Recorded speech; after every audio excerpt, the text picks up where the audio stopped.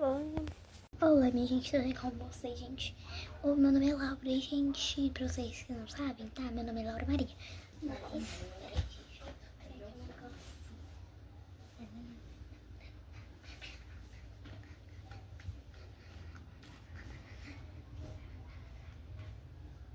Vamos lá, gente.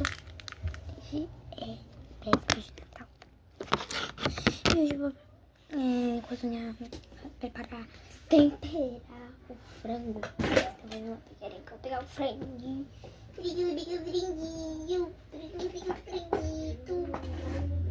Olha, gente, eu gosto de comer frango. Só se comer frango.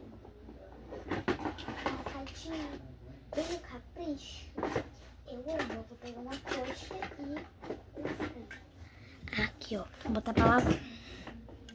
Eu sempre não lavo o frango, mas tudo bem, vamos lá. Aqui, lavando. Aqui, deixa eu lá. Escondo sem querer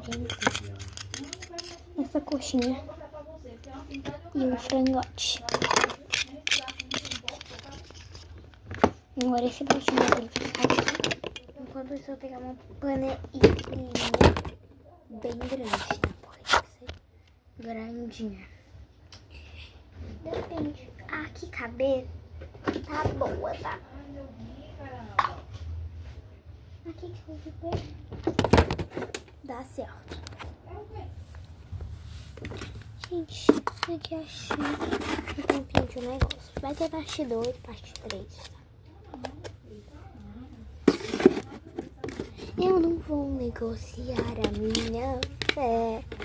Vão dizer que é muito grande para mim, mas eu sei em quem eu tenho Cristo. Eu olharei pro alvo que é Cristo.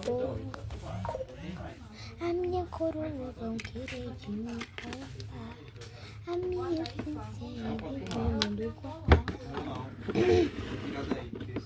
Ora vem, está chegando o dia que eu olharei. O quê? Vem cá.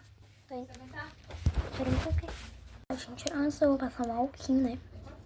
Minha mamuzinha. Tá chupando uma aguinha de coco lá. Que é boa. Vou guardar essa aqui, ó. Um negocinho de bastão.